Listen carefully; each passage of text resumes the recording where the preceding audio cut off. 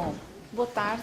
Antes de mais, muito obrigada por virem a este nosso primeiro encontro CRIS 2011, cujo tema é os relatórios de sustentabilidade.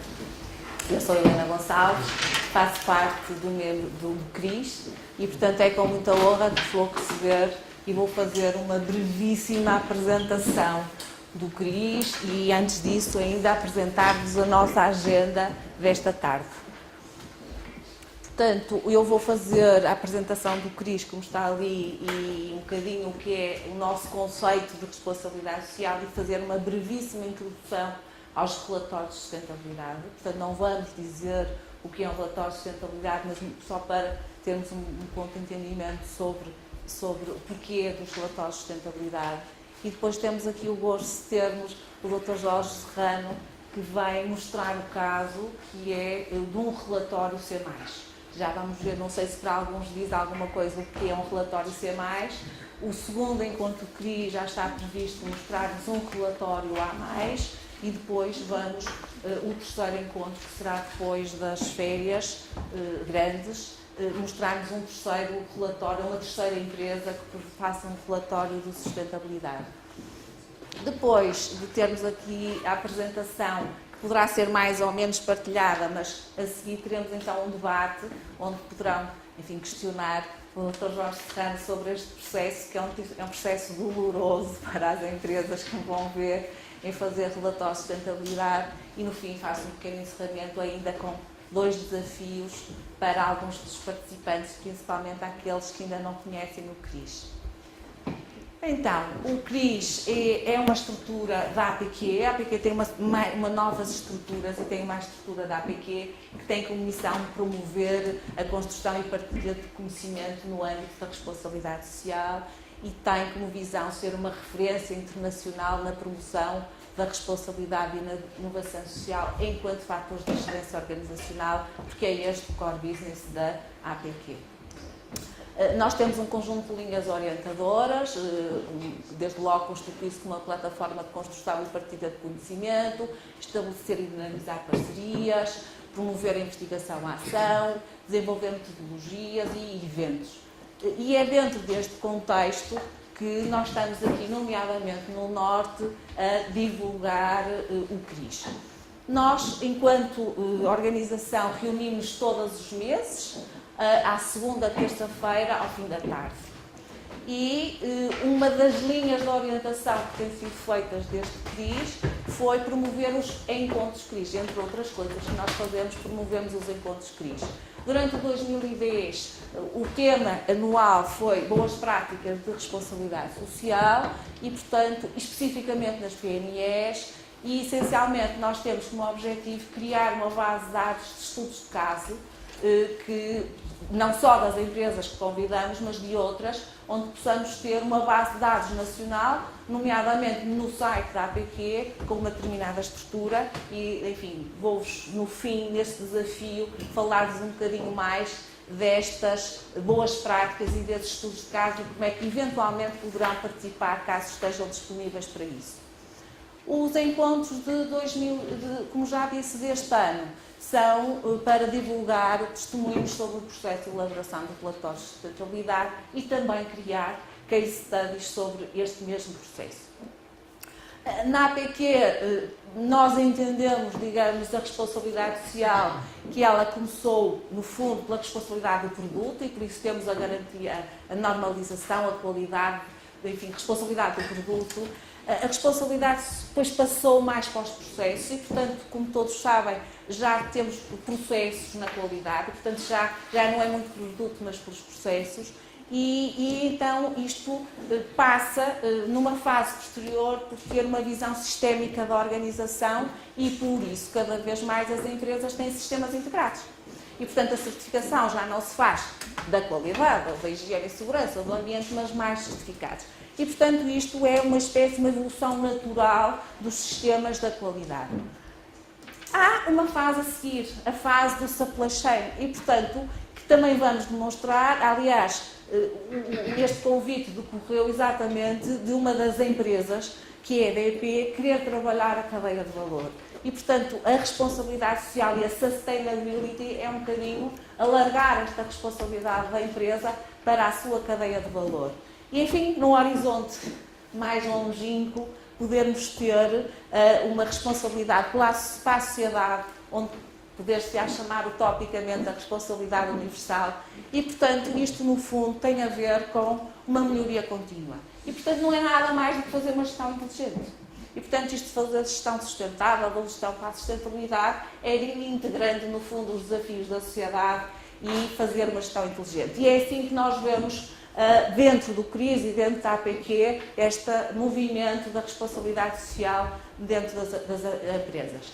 Para as PMEs em particular, que é, apesar de tudo, o grande, enfim, o grosso dos portugueses, e nomeadamente do Norte, e não só a Portugal, mas também da Europa, nomeadamente, e, portanto, nós temos aqui um desafio que é passar da qualidade pura e dura, aquela mais tradicional do produto, para a sustentabilidade, antecipar mudanças. Está neste momento em discussão a nível mundial a obrigatoriedade de se fazer relatórios de sustentabilidade, como se fazem nos relatórios de contas, e, portanto, fazer a integração desses relatórios e cada vez mais ser mais competitivos. E, portanto, também aqui no passado era competitivo estar certificado pela qualidade, hoje já não é ser competitivo estar certificado pela qualidade, é uma obrigatoriedade. E, portanto, há que encontrar novas competências e novas soluções, nomeadamente com inovação para a sociedade. E é neste enquadramento, digamos, que surge o CRIS, e é neste enquadramento que nós movimentamos. O relatório de sustentabilidade, peço desculpa, está ali um erro. O relatório de sustentabilidade, o que é isso? Bem, o relato financeiro começou há muitos anos, há mais de 60 anos. As normas continuam a ser discutidas e estão em evolução, as próprias normas contabilísticas e de reporte financeiro. No entanto, o relatório financeiro não impediu escândalos como os da Enron e outros. O relatório ambiental começou há cerca de 10 anos e o relato da sustentabilidade é mais recente. E, portanto, nós estamos aqui num percurso natural de também reportar estas dimensões, e neste momento há efetivamente este debate se vai haver ou não um relatório integrado e quando.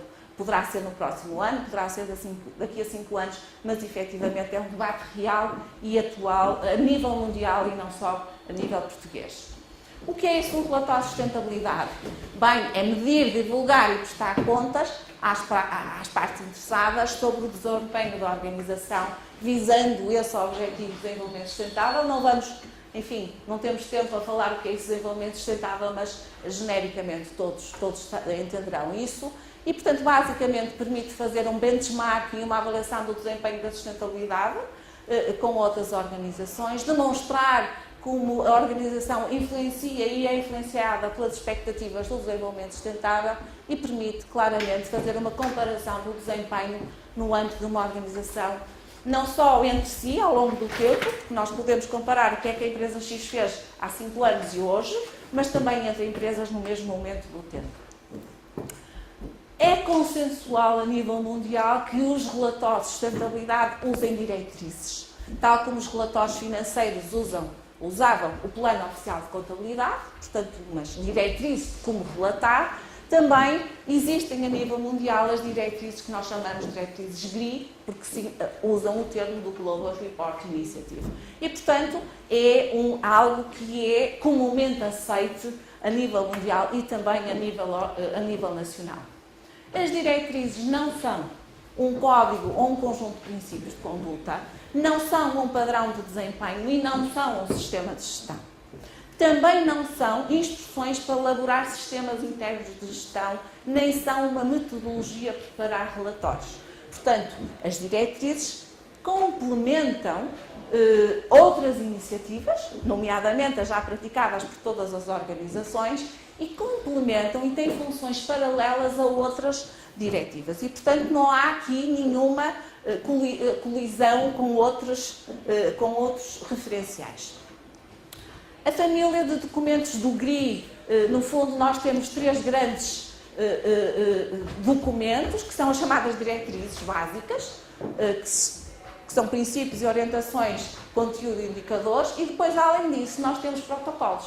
Ou seja, são documentos que nos ensinam a estabelecer nomeadamente protocolos de indicadores e protocolos técnicos, que nos vão dizer, no indicador EIN qualquer coisa, que é sobre a água, ou sobre a energia, ou sobre os direitos humanos, ou sobre os trabalhadores, como é que nós reportamos esse indicador.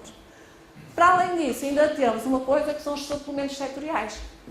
As empresas que relatam e que são de um determinado setor, daqueles, têm adicionalmente indicadores adicionais. Portanto, nós temos indicadores genéricos para todas as organizações e, adicionalmente, indicadores específicos para podermos comparar. Por exemplo, é muito difícil comparar, imaginemos, a EDP com a Solidal, ou comparar a Unicer com o BES, que são setores completamente diferentes e com dimensões diferentes e, portanto, há que recorrer a indicadores adicionais. Como é que este documento das diretrizes está organizado? Por um conjunto de princípios e orientações genéricas e depois dizem-nos como fazer o relatório, o conteúdo do relatório. E o conteúdo do relatório está dividido em 3 partes. O perfil da empresa, o que é que ela é, a estrutura acionista, o modelo de governo, quantos sites tem, quantos trabalhadores tem. Depois, as formas de gestão de cada uma das dimensões da sustentabilidade e depois os indicadores. Que indicadores é que nós temos? Portanto, o conteúdo dá-nos as diretrizes, ensinam-nos como fazer o relatório. Só para terem uma ideia dos cerca de 80 indicadores, nós temos indicadores económicos, estão aqui alguns, indicadores ambientais e indicadores sociais. Portanto, nós temos pré-parametrizado um conjunto de indicadores para podermos comparar os relatórios das diferentes organizações. No fim de fazer este relatório, nós podemos e devemos, ou as empresas relatoras, autodeclararem o nível. Ou seja, no passado, portanto, e isto só existe desde 2006, porque antes de 2006, antes do GRI 3, nos GRI de 2002, não existia esta possibilidade. As empresas, é muito difícil relatar 80 indicadores, é extraordinariamente difícil. E, portanto, isto é um processo de melhoria contínua. As empresas vão relatando alguns, e depois, daqui a um ano ou daqui a 2, mais outros, e por aí fora. Portanto, as empresas vão dizer, à partida, este é um relatório de nível C, que reporta X indicadores e um conjunto de coisas. Este é de nível B, que além daqueles, relata mais uma coisa. O de nível A relata tudo o que lá se diz. Portanto, no fundo, no limite, nomeadamente os 80 indicadores, todos os modelos de gestão, etc. Portanto, fazer um relatório de sustentabilidade não é, ao contrário do que muitas empresas dizem, querer fazer logo um nível A. Fazer um nível A logo, o primeiro relatório ser um A, provavelmente é um erro. Enfim, poderá não ser, mas é uma expectativa demasiado ambiciosa e que muitas vezes sai frustrada quando as empresas à partida querem pela primeira vez fazer um relatório de nível A. Portanto, há este caminho, há este progresso, há este percurso. Por isso, as empresas autodeclaram-se. Logo no início do relatório, para eu, quando estou a ler o relatório, eu leitor, eu trabalhador, eu cliente ou eu fornecedor, saber que não vou esperar que esta empresa me relate 80 indicadores porque ela é nível C, porque ela só está obrigada, entre aspas, portanto, autodeclara a declarar esses indicadores. Tá? Para além disto, as empresas podem ter um mais, um C+, um B+, um A+. O que é isso? É terem um relatório, uma auditoria externa sobre os conteúdos do relatório. Que há empresas que optam por terem, outras não terem. Enfim, não é bom nem é mau, é diferente, cada uma autodeclara o que quer. Portanto, atenção, nós estamos sempre a falar, aliás, como na qualidade e em todos os outros referenciais, em uma prática voluntária. Pelo menos para já, até o relatório integrado não ser uma obrigatoriedade. Portanto, estes níveis de aplicação, no fundo, permitem que os leitores do relatório, de uma forma clara, percebam o que é que estão a analisar e, por outro lado, os responsáveis pela elaboração dos relatórios possam gradualmente ir aumentando o nível de indicadores e o nível de informação que vão disponibilizando. O processo de reporting é um processo complexo. Trago só aqui um slide para terem uma ideia. Portanto, nós temos que preparar este processo com uma autoavaliação e ligar o desempenho global e impactos dentro da organização. Depois temos que falar com as diferentes partes interessadas, ouvir o que é que eles pensam e gostariam que nós disséssemos. Depois definir exatamente qual é o interesse de todos. Por fim, perceber o que é que está pronto para ser medido, o que é que não está pronto para medir, que sistemas é que nós temos, o que é que não podemos reportar este ano, qual é o nosso objetivo e, finalmente, publicar este primeiro relatório. Isto, obviamente, é um processo contínuo, ou seja, vamos ter que voltar a continuar. Em termos teóricos, um processo deste dura um ano. Mais ou menos, nós temos um mês para a fase de preparar, um mês para a fase do dialogar, um mês para a fase de definir, depois 6, 8, 9 meses para monitorizar e mais ou menos 3 meses para preparar o relatório. Isto não é regra, mas do ponto de vista genérico é isto mais ou menos que acontece com a maior parte das empresas. Porquê que o CRIS, o que é que o CRIS também está a fazer relativamente a isto? E porquê é que nós convidamos, neste caso, aqui a Solidal? O CRIS também tem um projeto internacional e este projeto internacional é um projeto com o GRI. O GRI com uma parceria com a EDP e com o APP CRIS.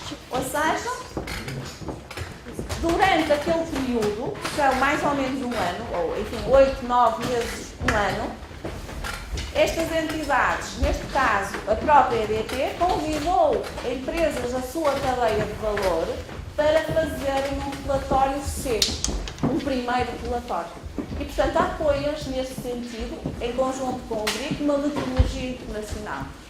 Isso é feito com uma formação de 2 dias on-shore, portanto, concentrada, e depois tem, ao longo de um mês, ao longo de vários meses, neste caso 4 meses, uma sessão de formação, consultoria, onde vão dizer o que é que vão fazer, o que é que fizeram no mês anterior e preparar-se para fazer no mês seguinte, e depois tem uma sessão individual no fim, até que o relatório fica pronto. E, portanto, foi isto que foi e é o projeto GANTS na primeira fase 1 e na fase 2. Só para terem uma ideia, este projeto é um projeto mundial e onde participaram 2 entidades, a PUMA e a EDP. No primeiro ano, a PUMA usou fornecedores daqueles países, a EDP usou fornecedores apenas de Portugal. A segunda fase, que é o que está a ocorrer neste momento, a PUMA usou fornecedores destes países, a EDP de Portugal e a Natura do Brasil também entrou neste projeto. E, portanto, no fundo, é tentar perceber até que ponto isto tem impacto na cadeia de valor. Aqui em Portugal, a fase 1, os fornecedores da EDP foram estas entidades, onde está aqui a Quintas e Quintas, que foi uma das empresas que participou nesse projeto o ano passado, e neste momento, em 2002, estão a fazer parte deste projeto estas 4 empresas, todas do Norte, que eventualmente todos conhecem, ou uns mais que outros. E, portanto, foi neste contexto onde uma empresa que fez parte deste processo, que fez um relatório C, a lista AC, por acaso, a Quintas e Quintas, Solidal, fez um C+, mas o projeto não obriga, entre aspas, a que seja um C+, apenas um C, e, portanto, foi nesse contexto que nós convidamos e que vamos agora ouvir o Dr. Jorge Ferreira falar um bocadinho deste processo de elaborar um relatório de sustentabilidade. Vamos lá, então? Só vamos fazer aqui um pequenino interregno para passar a tecnologia. Eu vou pedir ajuda aqui.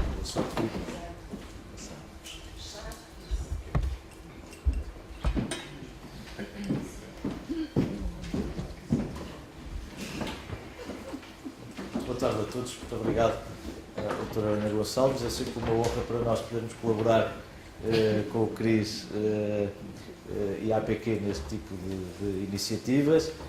No caso para a Universidade Católica, também aqui algo de pessoal. Eu e a Helena já nos conhecemos há alguns anos, enfim, chegamos a trabalhar na mesma empresa e, portanto, é para mim também, para além de profissionalmente, do ponto de vista pessoal, uma honra aqui estar e com muito gosto o farei. E agradecer a todos também a vossa presença. Queria que estivessem perfeitamente à vontade para me interromper sempre que for necessário. Eu procurarei trazer de uma forma rápida e direta aquilo que foi uma experiência prática de desenvolvimento e de conclusão de um relatório de sustentabilidade integrado num desafio da EDP, integrados num projeto do Global Action Network for the Transparency in the Supply Chain. E assim o fizemos.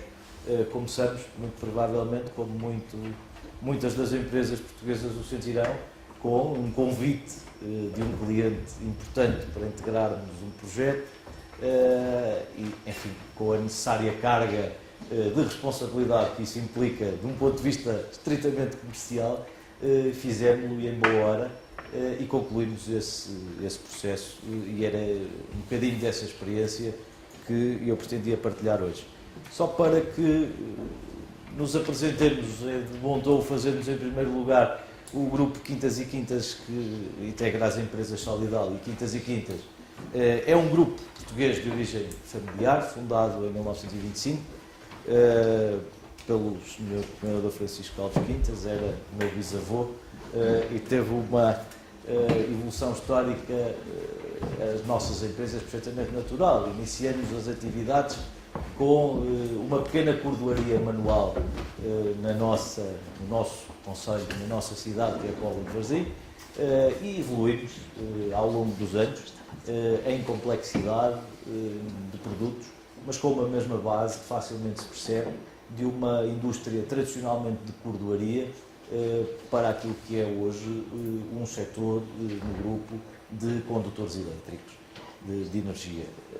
Apenas alguns marcos históricos, com a fundação em 1925. Em 1957 começamos por produzir condutores nus de energia, aqueles cabos aéreos que todos vemos em todo lado, obviamente pequeninos no início e com um crescente de complexidade ao longo do tempo. Em 1970 a Solidal iniciou o processo de produção e de fabricação de condutores isolados de alumínio. A Solidal nessa altura não era uma empresa do grupo Quintas e Quintas, era uma empresa totalmente autónoma. Tiveram esta evolução. Hoje temos estas duas unidades, entramos no capital social da Solidal em 1984, o grupo adquiriu a totalidade do capital em 1987, reforçou a posição, em 1994 adquiriu a totalidade do capital. Hoje estão plenamente integradas as unidades de produção da Quintas e Quintas, que estava originariamente mais direcionada para a produção de condutores nus, têm a sua produção integrada com a Solidal e partilham, digamos assim, a mesma fábrica, que está situada em Esposende, porque não teria sentido manter duas unidades industriais que distavam 20 km, com relações de cliente-fornecedor, onde imensas sinergias se poderiam fazer em todo o processo produtivo, e assim o fizemos. Fomos evoluindo ao longo dos anos e estamos hoje em condições de dizer que produzimos que estamos a iniciar a produção, já com a prototipagem concluída e os produtos devidamente homologados, nomeadamente o nosso produto de maior complexidade tecnológica, que é um cabo isolado, portanto, para uma instalação subterrânea de 210 kV.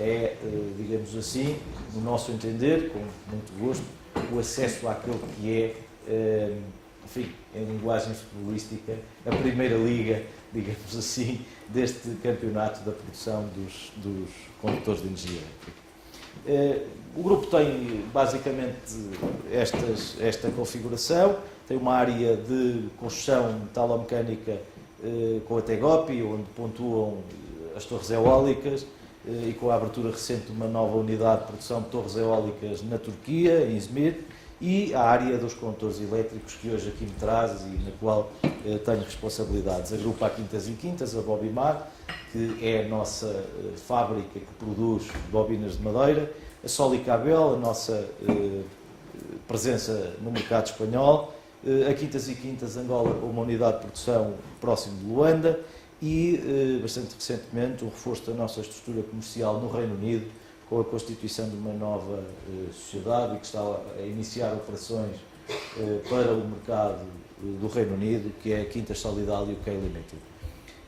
Basicamente, sem querer demorar muito tempo, a Tegopi produz estruturas metálicas, torres eólicas, que, enfim, significam neste momento, se calhar, cerca de 65% do seu volume de negócios, também outras construções especiais, enfim, para dar alguns exemplos que estão aqui bem próximo, a Anémona, que conhecem com certeza, foi feita na Tegópia, parte da estrutura do aeroporto Francisco Sá Carneiro, enfim, algumas obras nesse sentido, mas o core do negócio está obviamente situado na produção de torres eólicas.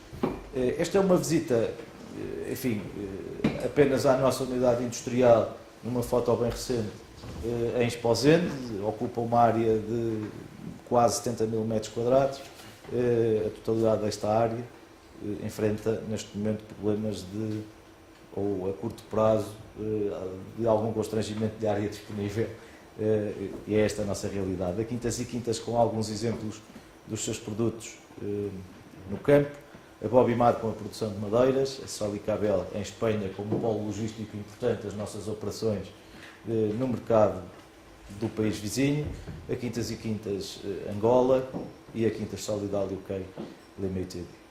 Apenas as nossas referências para que as conheçam, a ética a assumir nos nossos valores o topo da cadeia, o pioneirismo e a adesão, aquilo que internamente, numa linguagem mais simples, dizemos, o vestir da camisola que todos conhecemos muito melhor. Apenas um ligeiro toque naquilo que significamos em termos muito objetivos. Vimos de um ciclo de crescimento mais ou menos sustentado, aparece-nos assinalado a vermelho, conforme podem ver, de forma propositada, o ano 2009 com um decréscimo no nosso volume de negócios para cerca de 70 milhões de euros nesta área dos condutores elétricos. Há aqui um forte impacto daquilo que é a cotação dos metais. A nossa matéria-prima base é alumínio e o impacto da cotação dos metais naquilo que é o nosso volume de negócios faz sentir, em termos reais, o efeito crise, digamos assim, do ponto de vista do investimento e, consequentemente, do nosso volume de negócios.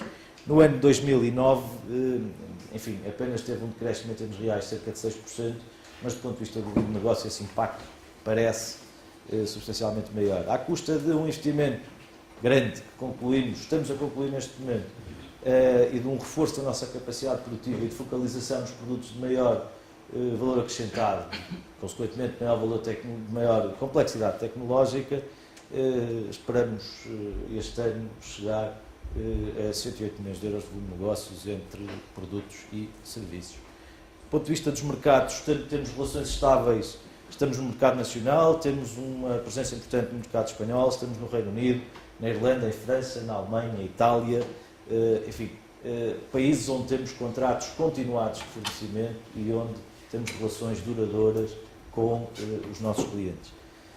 Do ponto de vista dos nossos produtos, enfim, uma breve referência àquilo que é a distinta tipologia dos condutores nus e dos cabos isolados, e que tem este significado para nós. São nossos clientes as principais utilities europeias, são os nossos clientes estratégicos. Também esta é uma das razões importantes para que tenhamos acedido a elaborar este relatório de sustentabilidade, porque as perguntas, nomeadamente da parte dos nossos clientes internacionais, eram constantes. O que é que fazem em termos sociais na vossa empresa? E conforme todos sabemos, de um ponto de vista muito prático, era uma daquelas respostas, perdoe-me a expressão, em que normalmente se ficava a viajar na maionese. E, portanto, era preciso factualizar esta abordagem social e cruzá-la, analisá-la, medi-la, no fundo geri-la convenientemente, e por isso acedemos com muito gosto à elaboração deste relatório. Em termos deste relatório, de uma forma muito breve para não ser aborrecido, primeiro começamos por achar com o desafio da EDP que eventualmente podíamos fazer qualquer coisa para a elaboração de um relatório de sustentabilidade. E recebíamos inquéritos de clientes a perguntar os tais domínios que eram mais, eu diria, menos objetivos do ponto de vista do nosso tratamento, nomeadamente o aspecto social, Isso começou a prender a nossa atenção, causou aquele desconforto interno de dizer, então, porquê é que não temos nada de organizado nesta matéria? E, enfim, era a comercial, basicamente, o departamento comercial, que ia respondendo a esses inquéritos dos clientes, como podia, como sabia, com a colaboração do administrador da área comercial e a sua supervisão, mas, enfim, às vezes lá surgiam umas respostas que numa altura eram assim e uns meses depois já não eram bem assim, porque já ninguém sabia exatamente aquilo que se tinha respondido e por que motivo. Portanto, havia uma necessidade de tratar isto de forma conveniente. Logicamente, deixem-me dizer-vos que, do ponto de vista interno, se levantaram, e nesta perspectiva muito prática, as vozes habituais. Depois, cá temos mais uma moda, com certeza, muito interessante, que vai dar aí uma trabalheira imensa a um conjunto de pessoas durante um período de tempo, que depois vamos ter alguém que vai ficar com essa tarefa e vai ficar, coitado, a pedir pelos elementos e atrás de toda a gente, e se calhar são mais uns quantos papéis para se preencher, e para se responder habitualmente, isto afinal vai ser uma réplica de um dos outros sistemas habituais que fomos interiorizando nas empresas, sem deles realizar uma mais-valia que acabamos por esquecer, às vezes presos a alguma formalidade que normalmente se levanta. E participamos pela primeira vez em 2009, convite de uma publicação ainda antes do desafio da EDP, num convite de uma empresa nacional conhecida, com uma publicação na imprensa conhecida, num estudo desta natureza. E então aí tivemos, de facto, a medida objetiva de que, do ponto de vista social, não estávamos nada bem. E não se justificava se estávamos a fazer coisas complexas e se até as sabíamos fazer, que daquele ponto de vista, por uma questão organizacional, não o tivéssemos convenientemente tratado. E esse foi, digamos assim, eu diria, a pedrada no charco que nos levou, de facto, a dizer que temos que fazer esta medida de uma forma objetiva. E surge o projeto da EDP. E lá fomos. Começamos por escrever, num primeiro lugar, porque achamos que era, antes de mais, importante que todos soubéssemos quais eram as regras da casa e que disso não resultasse qualquer dúvida, e às vezes julgamos que isto é muito claro e quando fazemos a pergunta a 3 pessoas da organização sobre quais são as regras, nomeadamente do ponto de vista ético, as respostas que obtemos são, enfim, aquilo que é o bom senso generalizado que normalmente existe em todas as nossas empresas, mas depois começávamos a ter respostas completamente dispares. E, portanto, a verdade da empresa, quando não organizada, é a verdade de cada um e isso há que resolver. E escrevermos, no sentido de criar compromisso, aquilo que é hoje, todos conhecem, um código de ética, que é tão só uma abordagem simples da forma como nos devemos comportar enquanto empresa, digamos assim. E como é que abordamos a realização de facto deste relatório? Bem, começamos por definir quem é a equipa que vai. É com certeza o primeiro passo para este trabalho é dizermos quem vai fazer isto. E normalmente dizemos, bem, isto é qualquer coisa para aquele grupo que já faz a qualidade e eventualmente o ambiente e a higiene e segurança e, portanto, isto é mais um sistema e eles também farão isto, com certeza. E aqui é o meu primeiro alerta de implementação prática. É necessário termos em quem vai fazer isto algumas componentes ao nível das competências de base das pessoas que vão fazer isto. As pessoas têm que saber do que estão a falar. Se não sabem, têm que aprender. Foi o meu caso, não sabia. Eu e o grupo com quem fiz este trabalho e, portanto, fomos tratar de aprender. Em segundo lugar, as pessoas têm que ser, obviamente, sensíveis a este tópico e não dizer eu vou fazer aqui mais um sistema para responder ali aos requisitos dos clientes. É erro crasso, na minha opinião, modesta, mas é minha, porque não é mais um desses sistemas. É diferente, é apenas um relatório, mas um relatório que nos permite sensibilizar para algumas questões e para o cruzamento das questões que não estamos propriamente habituados a gerir. Com certeza todos conhecemos o aspecto do reporte tal e qual a doutora Helena Gonçalves referiu, do reporte do ponto de vista económico e financeiro das nossas empresas. Do ponto de vista ambiental também, enfim, eu diria que isto já não é como respirar, já não faz parte daquilo que publicitamos como uma mais-valia, mas é como se respirássemos.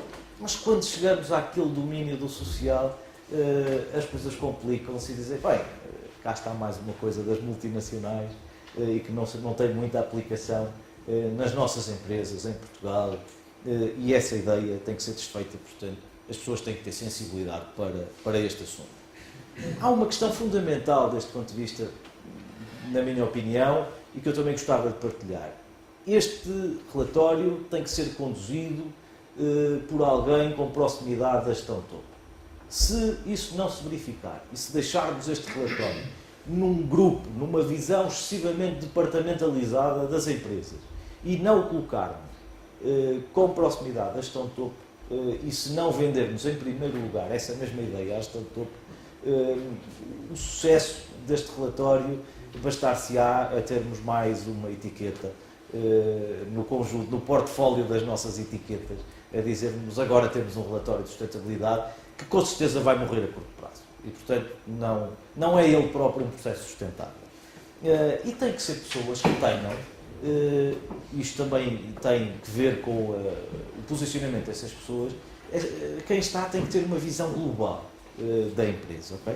E, portanto, isso deve ser tido em conta. Enfim, tivemos a aquisição de conhecimentos iniciais numa formação do GRI integrado no projeto EDP, preparamos um plano de ação, definimos quem deveriam ser as pessoas, como é que as contactaríamos, como é que, no fundo, levaríamos isto a efeito, e fizemos uma reunião inicial em que juntamos não só a administração, mas todas as chefias, diretores de departamento, etc., onde abordamos os três temas em geral e falamos ainda de forma global sobre o que isto abarcaria. Meus senhores, nós vamos relatar a nossa empresa cruzando os aspectos económico, social e ambiental. E vamos ver como vamos fazer e vamos aprender conjuntamente como o fazer. E o que fizemos? Começamos, sem querer ser preciso do ponto de vista técnico, com certeza terão a oportunidade de o fazer noutros formatos, mas a primeira questão foi, vamos definir quem são os nossos stakeholders, e quando perguntamos a todos, mais uma vez, todos tínhamos posições diferentes sobre quem eram os nossos stakeholders. E então, cá está uma metodologia objetiva de definir quem são os stakeholders. E relativamente simples. Quem influencia ou é influenciado pela nossa empresa. Isso dita numa matriz relativamente simples a possibilidade de constituirmos um ranking onde, enfim, multiplicando os atributos da influência no sentido de influenciar ou de ser influenciado, e quando os multiplicamos facilmente obtemos um ranking de quem são os nossos stakeholders, e com estes chegamos aos nossos stakeholders-chave. Nós chegamos a esta definição e dissemos os nossos stakeholders-chave são os nossos clientes, os nossos fornecedores, os nossos acionistas, os nossos colaboradores e a banca. Para nós é absolutamente fundamental. A banca, como stakeholder, é fortemente, influencia fortissimamente a nossa capacidade operacional, influencia o nosso dia-a-dia e, portanto, foi considerado no nosso estudo como um stakeholder-chave. Ainda temos um stakeholder, eu diria, mais difuso, mas não menos objetivo, que é o conselho onde nos inserimos. A Solidal e a Quintas e Quintas estão em Esposende, que é um pequeno concelho, enfim, com muito pouca indústria presente, e onde a Solidal é responsável e a Quintas e Quintas são responsáveis por... têm um impacto fortíssimo naquela comunidade, nomeadamente na empregabilidade, naquilo que é a distribuição de riqueza. E, portanto, também o definimos como nosso stakeholder não objetivo, mas um stakeholder-chave também. Ainda pensamos em definir como nosso stakeholder também os nossos próprios concorrentes. Mas, avaliados os factos, acabamos por abandonar a ideia, porque apesar de eles nos influenciarem,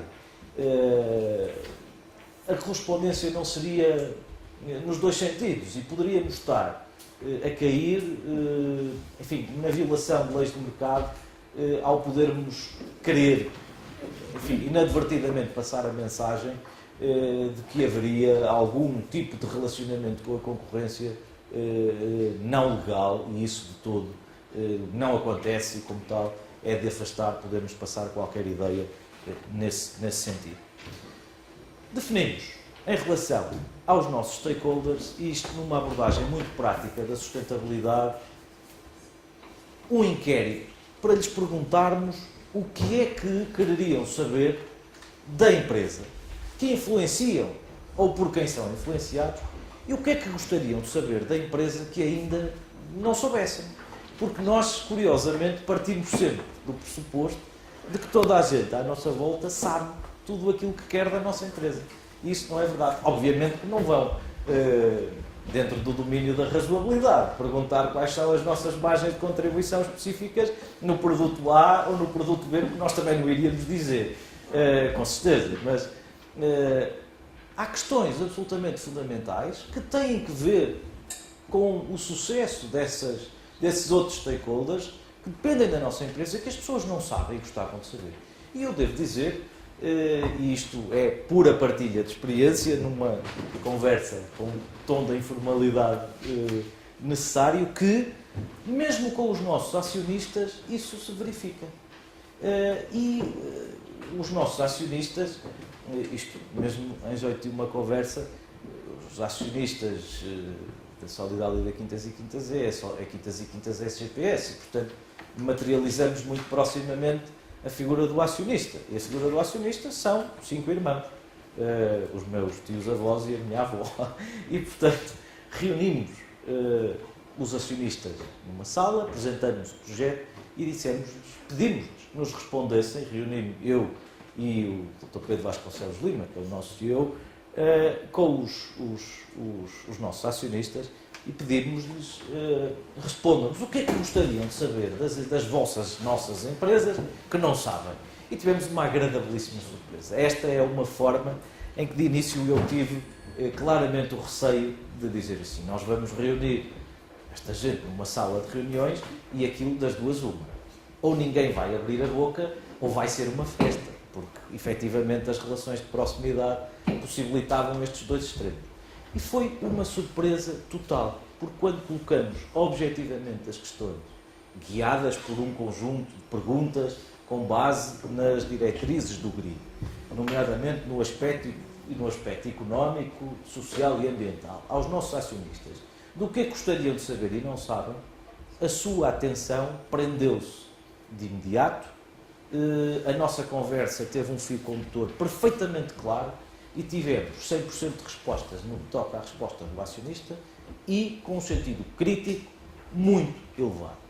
É, portanto, uma primeira mensagem de dizermos assim: nós, apesar de termos, enfim, no contexto nacional alguma dimensão, não deixamos de ser um grupo de origem familiar, com uma dimensão que ao pé de alguns grupos internacionais é muito pequena, e mesmo de muitos nacionais é muito pequenina também, mas temos a gestão profissionalizada, fazemos, enfim, levamos isto by the book, mas corremos o risco, nestas situações, de nos aproximarmos muito daquilo que é a grande maioria do tecido empresarial português, em que a empresa, enfim, o Conselho de Administração é o pai, o filho e o irmão a seguir, e que aquilo fica, enfim, tanto se discute na sala de reuniões da empresa, como a seguir se discute na mesa da sala de jantar lá de casa.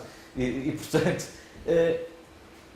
o engagement dos stakeholders, mesmo dos acionistas, é possível neste contexto quando colocamos as pessoas na pele de fazerem perguntas que eventualmente não estão habituadas a fazer e que de facto gostariam de para elas ter respostas muito objetivas.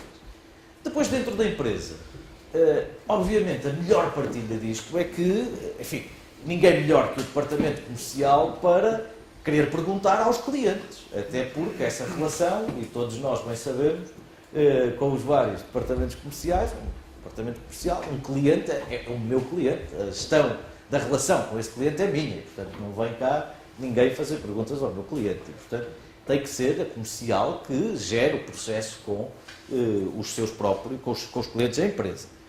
As compras, obviamente, lidam com os fornecedores, o Conselho de Administração lidou com os acionistas, o Departamento dos Recursos Humanos lidou com os colaboradores e os financeiros da casa com a banca. Acontece com isto que, ao colocarmos esta responsabilidade nas pessoas e ao não ser o tal grupo departamentalizado, normalmente situado dentro daquela caixinha da implementação dos sistemas, eu diria mesmo dentro da caixinha habitual estrita da qualidade e do ambiente, ao disseminarmos isto pela empresa, no meu ponto de vista, este é, perdoe-me perder aqui um bocadinho de tempo, mas é um dos pontos que deve merecer a nossa atenção na elaboração de um relatório desta natureza. É disseminar isto dentro da empresa e tornar o processo francamente participativo, eu diria de A a Z, dentro da empresa. Maior dificuldade que encontramos: obter respostas e lançar os inquéritos aos nossos clientes e aos nossos fornecedores e obter respostas. Estamos todos mesmo a ver. Enfim, do tempo planeado na ação da EDP, com todo à vontade, deixem-me dizer, mas também com toda a sinceridade, detonamos o tempo por completo, porque pura e simplesmente os nossos clientes muitas das vezes não nos respondiam. E reparem, quem éramos nós, qual era o peso que tínhamos para perante um cliente como, enfim, a EDP, não foi o caso, mas um cliente como uma grande utility europeia, sei lá, a Enel de Itália ou a RTE francesa, de o estar a pressionar, mas então não nos respondem ao relatório. Oh, amigo, tenha lá calma, não pode ser assim, é quando pudermos. E, portanto, esta dilatação normal dos prazos requer da nossa parte também, do meu ponto de vista, uma estratégia. E uma delas, e que inclusive é um dos pontos de melhoria desta nossa caminhada, é disponibilizarmos um inquérito o mais simples possível.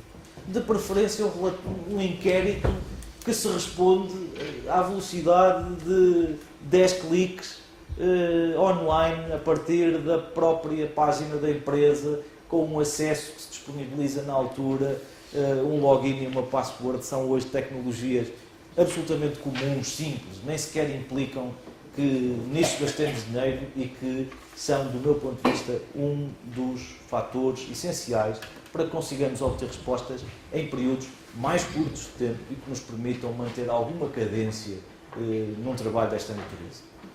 É que, para além do objetivo pessoal, corporate, de fazermos um relatório, depois temos que gerir o tempo desta implementação até existir um resultado final dentro da própria organização. E, além disso, já nos expusemos a todos os stakeholders a dizer estamos a fazer. Portanto, não podemos aparecer 2 anos depois com o relatório feito. Temos que ter um tempo útil, digamos, para o fazermos. E, portanto, este inquérito deve ser feito da forma mais simples possível e com as técnicas habituais de colocarmos as perguntas e, numa segunda pergunta, procurarmos fechar as respostas à primeira pergunta e assim validar o próprio inquérito realizado. Como é que definimos o conteúdo do nosso relatório? No fundo, com certeza é uma questão com que todos nos debatemos neste momento. Bem, mas eu tenho um conjunto de documentos, com certeza sairei daqui e vou imprimir as diretrizes da Global Reporting Initiative e vou imprimir todos os guidelines que encontre na net a este propósito, mas depois falta saber, ok, até vou pesquisar nas outras empresas quais são os inquéritos que utilizam, até faço um inquérito, ok, mas daqui por diante como é que isto dá um relatório de sustentabilidade? E nós utilizamos uma metodologia muito simples. Fizemos esta pesquisa de quais eram os inquéritos que se utilizavam, como é que se utilizavam, olhamos para as diretrizes da GRI, construímos o nosso inquérito, enviamos o inquérito e, ao fim desse tempo algo exasperante, obtivemos as respostas que nos permitiram tratar estatisticamente quais eram as principais preocupações, aquilo que as pessoas queriam saber que ainda não sabiam. E então, o conteúdo do nosso relatório começava a ganhar lá ao longe alguma forma. Ora, se é isto que as pessoas querem saber, os passos são relativamente simples de seguida. Se as pessoas querem saber isto, estes temas correspondem a estes indicadores no tabuleau de indicadores do GRI. Se correspondem a estes indicadores do GRI, com certeza têm uma correspondência naquilo que são dados que nós já habitualmente medimos nas nossas empresas. E, portanto, a correspondência está aqui. Ora, se nos debruçarmos no cruzamento dos indicadores que nós já medimos, compõem, no fundo, cada um dos indicadores da GRI que ali estão, e temos esta tabela de correspondência de indicadores, com certeza estamos a responder àquilo que as pessoas nos queriam perguntar. O nosso relatório é, desculpem se estou a frustrar alguma expectativa com algo muito complexo, mas não, o nosso relatório é este cruzamento. E, portanto, reitero, uma pergunta simples de o que é que querem saber segundo um relatório, segundo um conjunto de questões que a GRI preconiza, uma correspondência com os indicadores do Global Reporting Initiative e depois vamos buscar a alimentação desses indicadores àquilo que são os dados que normalmente colecionamos na nossa empresa.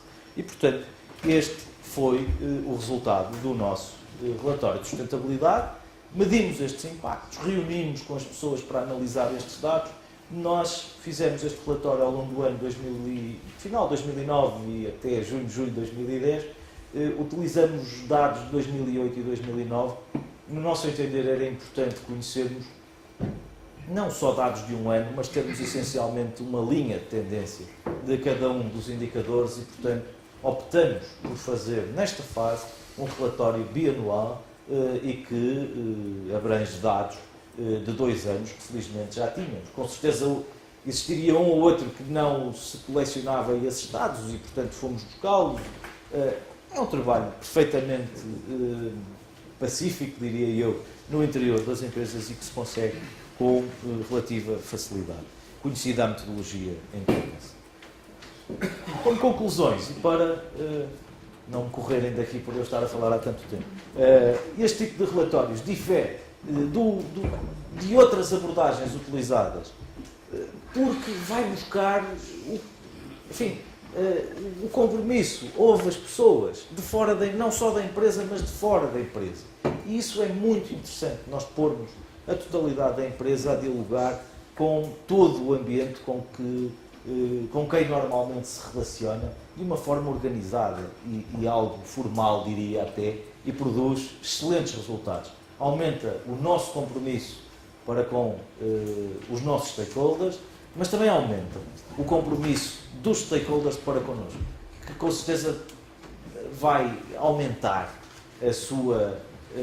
o seu interesse pela nossa empresa, vão acompanhar com alguma acuidade aqueles dados que estamos a fornecer, perguntam-nos insistentemente, mas então o relatório já está pronto, e têm com certeza imensa curiosidade e esse interesse de um ponto de vista profissional sobre aquilo que são os nossos investimentos, os nossos eixos de desenvolvimento e em que maneira é que essas mesmas opções influenciam os seus próprios negócios. E, portanto, no fundo, a sustentabilidade cruza estas 3 perspectivas, económica, social e ambiental, mas com um sentido, de relato, retrospectivo, eventualmente, mas também prospectivo, porque se estamos a constatar algo, e algo que até não correu muito bem, porque da parte dos clientes até temos constantemente a indicação, mas então o que é que os senhores pretendem fazer para encurtar os prazos de entrega?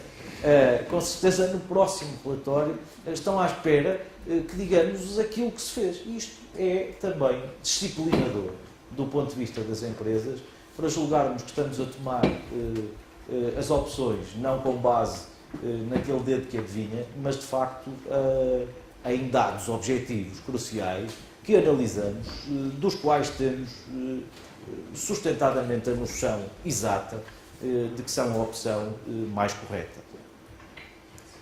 Quando fazemos estes relatórios, e eu gostaria de ressaltar este aspecto referido no ponto 5, eu não estou propriamente a seguir a ordem que aqui está, mas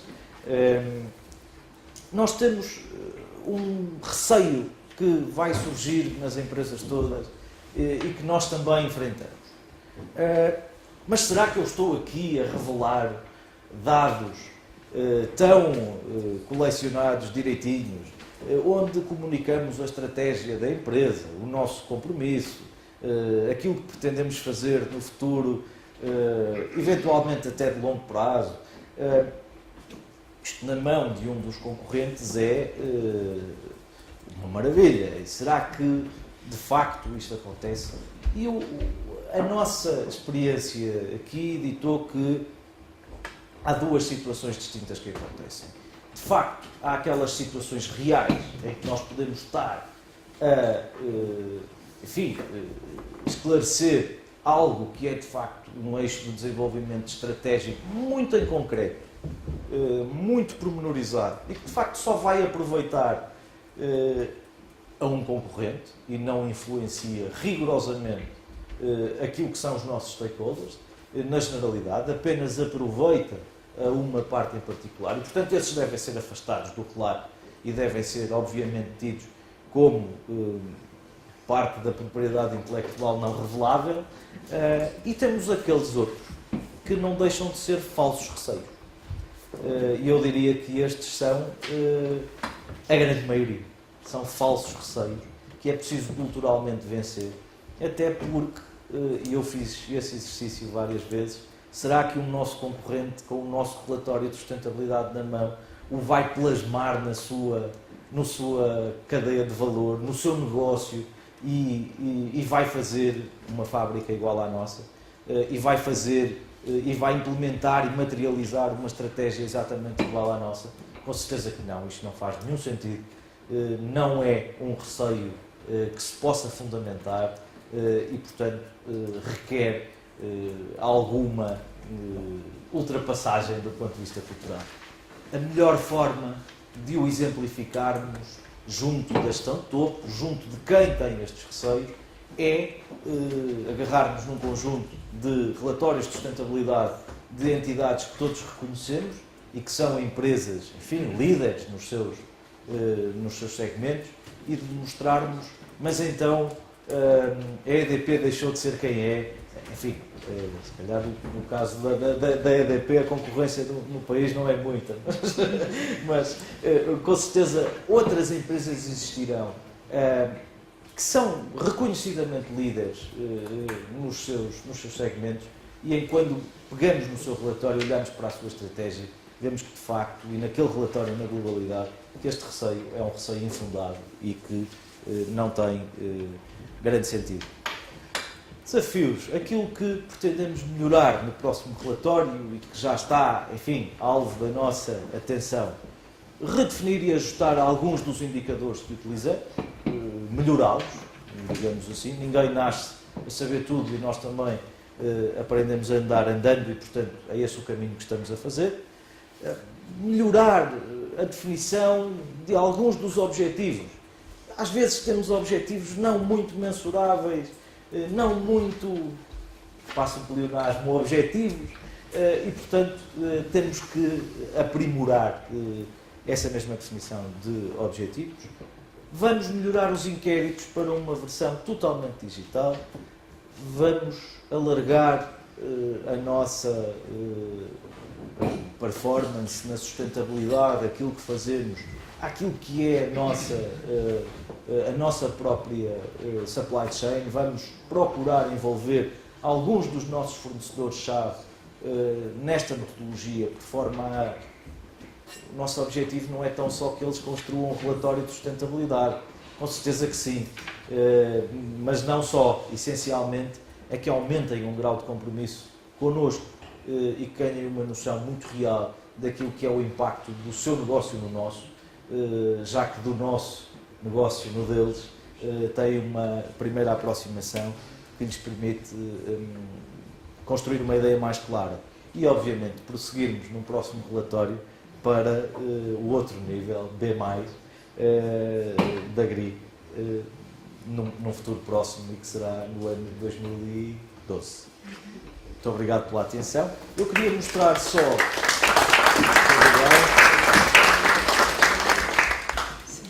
Eu gostava só, por